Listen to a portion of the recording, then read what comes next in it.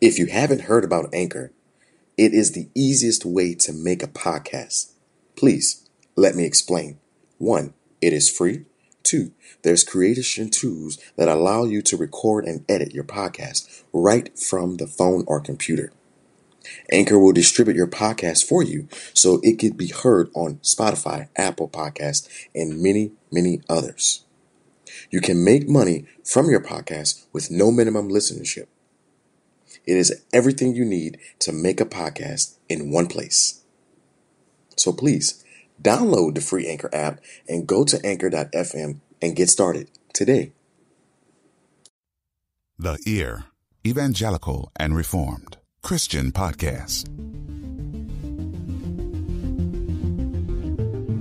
Welcome to The E.A.R, the Evangelical and Reformed, a Christian podcast that urges you to think deeper and draws you closer to God through faith. Through powerful sermons, teaching segments, and discussions, The E.A.R hopes to give you a different perspective on secular topics from a Christian worldview. He who has ears to hear, let him hear. Please welcome your host, Brandon Queen.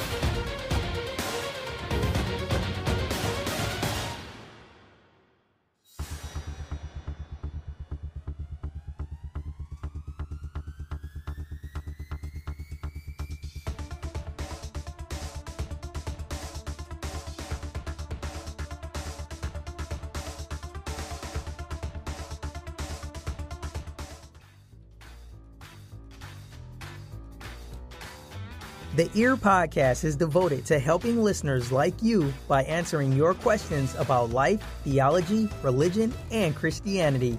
Moreover, that's exactly what we're about to do. So let's get into today's segment of the Listening E.A.R.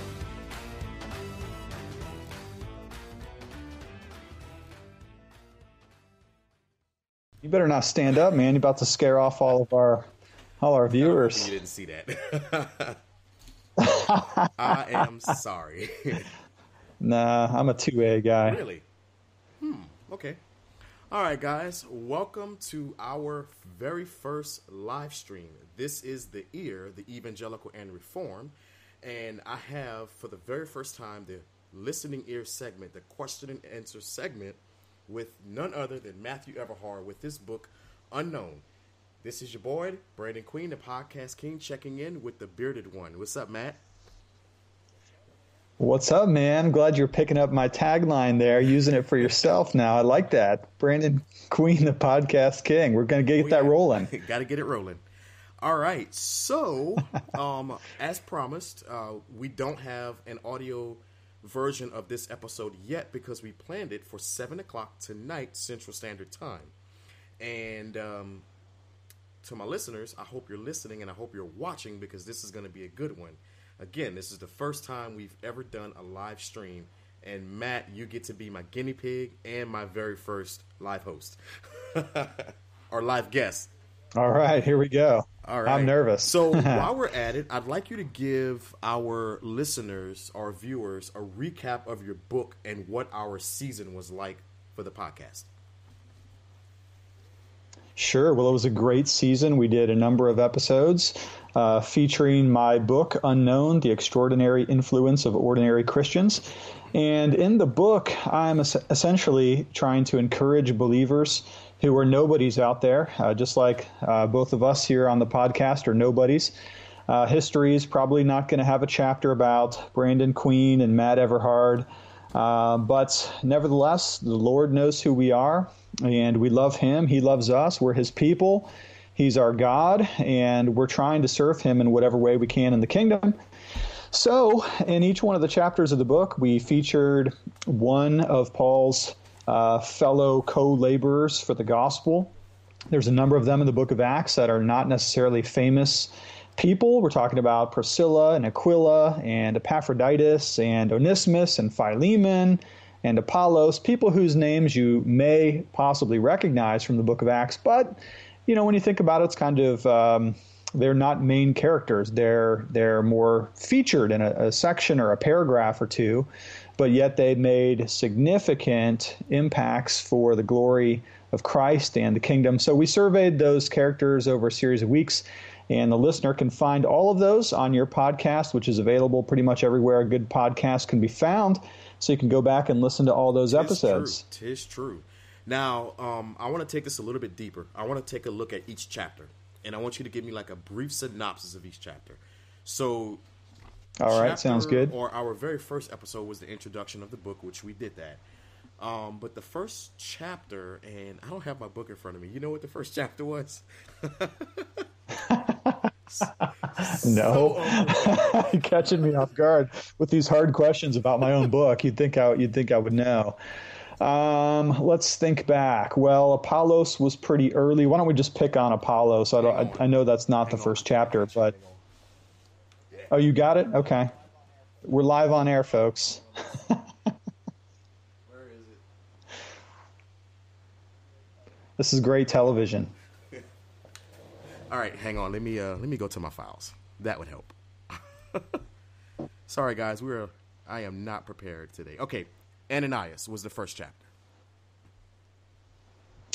Ananias, the mentor. Yeah, this is the guy who the Lord commissions to basically minister to the Apostle Paul. Paul's conversion is told in Acts chapter 9. Basically, the Lord Jesus knocks him upside the head, so to speak, changes Paul's heart, converts him from a wicked man who hates Christ and hates the church, but converts him into the greatest instrument that he uses throughout the book of Acts and in the early church. And Ananias is Paul's mentor for those very first moments. Paul goes to Ananias' house. Ananias cares for him. He's the first person to call Paul a brother.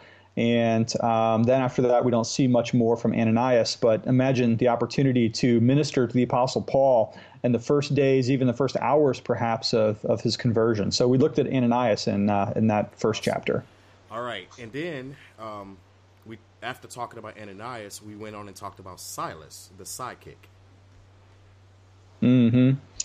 Yeah, Paul has a couple of sidekicks in the book of Acts. The first guy is called Barnabas, whose name means son of encouragement. And Paul and Barnabas have a wonderful until they get in an argument about John Mark. the author of the Gospel of Mark. And John Mark quits the missions team, and this fractures Paul and Barnabas because Barnabas and Mark are cousins. So when Mark splits off, Barnabas and Paul have a rift, and Paul chooses Silas to be his next sidekick. And so Silas is the man who's faithfully there with Paul in prison in Acts chapter 16, singing with him at midnight and basically being the Apostle Paul's right-hand man throughout the rest of the missionary journey. Nice. And, of course, you and I both wish we can have half the tenacity Silas did to deal with such a man of Paul and his caliber. Now, and then we talked about Lydia. A lot of people tend to overlook women in ministry, but we talked about Lydia in your book as well. Mm-hmm. Yeah, Lydia is a wonderful character, and perhaps we might talk about her a little bit more in the episode when we come to some of the viewer questions, because I know there's a viewer question about Lydia. But what we need to know about her for the moment is she is a purple trader, which means that she's a fashion industry, either salesperson, designer, retailer, wholesaler, whatever she does. She has a pretty important job. She's making the clothes that the important people in culture were wearing with the purple dye, a very rare dye purple was in the ancient world. And yet she has a saving encounter of Christ with Paul in Acts chapter 16, and then she immediately begins to host Paul and the missionaries in her house as evidence of her gracious hospitality. What's that stuff or that thing they used to make this purple dye?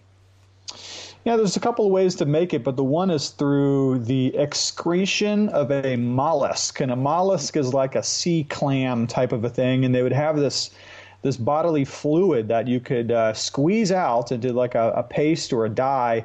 And believe it or not, that's what they used to dye some of the expensive clothing. You didn't get much out of each little creature, so that's why it was so expensive to have purple dye, because that's what it took a lot of those creatures in order to make just a little bit of dye. So purple was what you would wear if you were really rich and famous. If you had a red carpet moments, if your movie was debuting, you'd wear purple to that occasion. A big gala, prom dates, all that kind of stuff, that's when they'd wear the purple. So you're telling me if you write another book and you do this book signing, you're going to have on purple? Probably, yeah, that's what I'd go with. All right. I would kill to see that, an all-purple suit with a purple hat and a purple cap. I know a guy, my old associate, Pastor Dave, and down in Brooksville, Florida. If you're listening, say hi to Pastor Dave. He's the man. He has a fully purple suit, and he's got the hat and a cane to go with it. So he is regal when he dresses in his purple suit. Comes out at Easter time once a year. That's funny. I'll pay to see that. Yeah. All right, and then for the married people, we talked about Priscilla and Aquila and their willingness to be a godly married couple in their time. So let's talk about them for a little bit. Yeah, so Priscilla and Aquila are also friends with the Apostle Paul. They have the same trade, meaning that Paul was a tent maker, they were tent makers. That word probably means more than just tents. It probably meant leather goods of various kinds, but including tents, which is as good of a protection from the rain as anything else. Still is today. People use tents. They used them back then. But probably other kinds of leather as well, perhaps saddles or bags or even some elements of clothing. Anyways, they evidence a great amount of grace in Paul's life. They appear to have a church in their home, at least in one place in the book of Acts. And then they mentor Apollos, who is, I believe, the next character in line. Apollos is one of the great teachers of the early church. He essentially knew only so much about the gospel, though. He knew about John the Baptist, but then